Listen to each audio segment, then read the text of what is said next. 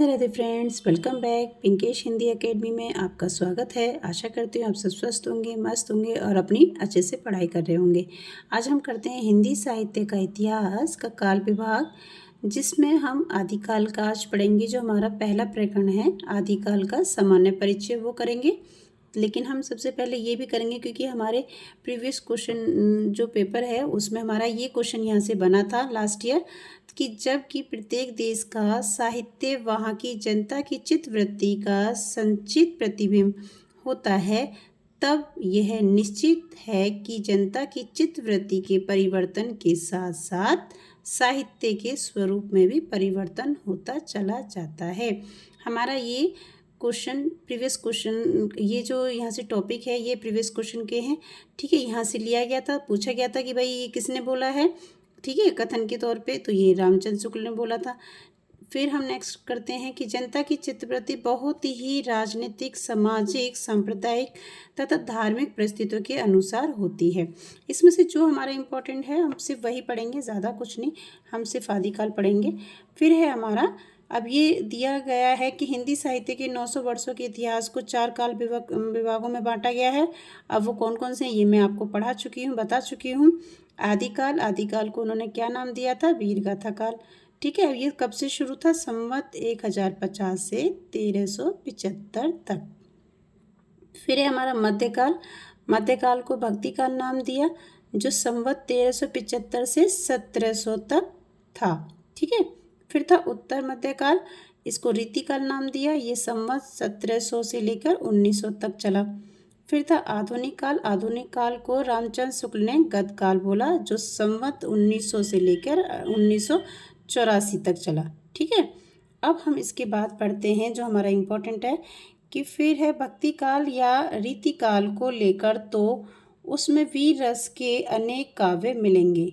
ठीक है, ये इतना इम्पोर्टेंट नहीं है, सिर्फ हमारा जो मैंने अभी आपको फर्स्ट जो बताया था कि जबकि प्रत्येक देश की साहित्य वहाँ की जनता की चित्तवृत्ति, ये हमारा 2-3 बार पूछा जा चुका है, तो हमें सिर्फ उसी पे ही फोकस करना है, बाकी हम इम्पोर्टेंट चीज़ पे ही ध्यान देंगे। फिर हम लोग पढ़ेंगे प्रकरण आदिकाल प्रकरण 1, जो हमारा सामान्य परिचय था। हम जो काल विभाग पढ़ा था उसमें हमने देखा था कि क्या क्या हमें पढ़ना है। तो सबसे पहले हमें सामान्य परिचय पढ़ना है। सामान्य परिचय में क्या बोला गया है कि प्राकृत की अंतिम अपभ्रंश अवस्था से ही हिंदी साहित्य का आविर्भाव माना जा सकता है। ठीक है, उस समय जैसे गाथा कहने से प्राकृत का बोध होता था, वैसे ही दोहा या दूहा कहने से अपभ्रंश या प्रचलित काव्य भाषा का पद समझा जाता था। अपभ्रंश या प्राकृत भाषा हिंदी के पदों का सबसे पुराना पता तांत्रिक और योग मार्गी बोधों की सांप्रदायिक रचनाओं के भीतर विक्रम की 7वीं शताब्दी के अंतिम चरण में लगता है। मुंज और भोज के समय संवत 1050 के लगभग तो ऐसी अपभ्रंश या पुरानी हिंदी का पूरा प्रचार शुद्ध साहित्य या काव्य रचनाओं में भी पाया जाता है। अतः हिंदी साहित्य का आदिकाल संवत 1050 से लेकर संवत 1375 तक, अर्थात महाराज भोज, देखो ये क्वेश्चन हमारा इम्पोर्टेंट है, यहाँ से ये लाइन, महाराज भोज के समय से लेकर हमीर देव के समय के कुछ पीछे तक माना जा सकता है। हमसे पूछा जाता है कि आदिकाल कहाँ से माना जाता है, तो हम बता सकते हैं कि महाराज भोज के समय से लेकर हमीर देव के समय के कुछ पीछे तक माना जा सकता है। यद्यपि जनश्रुति इस काल का आरंभ और पीछे ले जाती है और संवत 770 में भोज के पूर्व पुरुष राजा मान के सभासद पुष्य नामक किसी बंदीजन का दोहों में एक अलंकार ग्रंथ लिखा बताती है। और ये पुष्प जो दे रखा है, जो हम पुण्य पढ़ते हैं, वो है ये। ठीक है, दे शिव सिंह सरोज पर इसका कहीं कोई प्रमाण उपलब्ध नहीं। फिर है आदिकाल की इस दीर्घ परंपरा के बीच 150 वर्ष के भीतर तो रचना की किसी विशेष प्रवृत्ति का निश्चय नहीं होता है।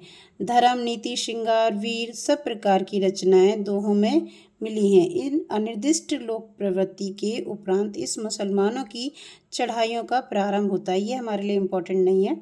ठीक है, हमारे लिए इम्पोर्टेंट जो है वो यहाँ से है कि अपने आश्रयदाता राजाओं के पराक्रमपूर्ण चरित्रों या गाथाओं का वर्णन भी किया करते थे। यही प्रबंध परंपरा रासों के नाम से पाई जाती है, जिसे लक्ष्य करके इस काल को हमने वीर गाथा काल कहा।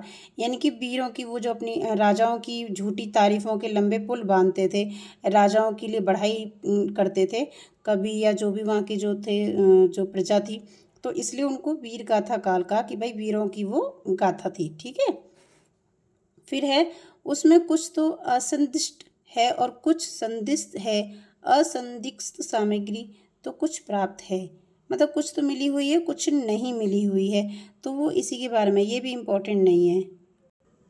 फिर हम पढ़ेंगे कि विक्रम की 14वीं शताब्दी के मध्य में एक और तो पुरानी परंपरा के कोई कवि संभवतः सारंगधार हमीर की वीरता का वर्णन ऐसी भाषा में कर रहे थे। कैसी भाषा में कर रहे थे? चलिए वीर हमीर पाव भर मेड़ी है कपई, दिगमग अड़ह अधार धुली सुरही आच्छा ही। दूसरी ओर खुसरो मियाँ दिल्ली में बैठे ऐसी बोलचाल की भाषा में पहेलियाँ और मुकरियाँ कह रहे थे। कौन कह रहे थे? अमीर खुसरो जी। कहाँ बैठे? दिल्ली में बैठे। एक नार ने अचरज किया सांप मार पिंजरे में दिया, वो पहेलियाँ कर रहे थे। ठीक है। अच्छा, फिर है आपका इसी प्रकार 15वीं शताब्दी में एक और तो विद्यापति बोलचाल की मैथिली के अतिरिक्त कौन सी भाषा कर रहे थे? प्राकृत भाषा और पुरानी काव्य भाषा भी बनते रहे, मतलब दोनों करते रहे। विद्यापति मैथिली और प्राकृत भाषा पुरानी काव्य भाषा। ठीक है। बालचंद बिजावई भाषा दूहु नहीं लगही दुज्जन हासा। और दूसरी ओर कबीरदास अपनी अटपटी वाणी इस बोली में सुना रहे थे। कौन सुना रहे थे? कबीरदास जी। देखो अब यहाँ पे किस किस की बात हुई है। यहाँ पे पहले हुई है खुसरो की, फिर हुई है विद्यापति की, फिर हुई है कबीरदास की।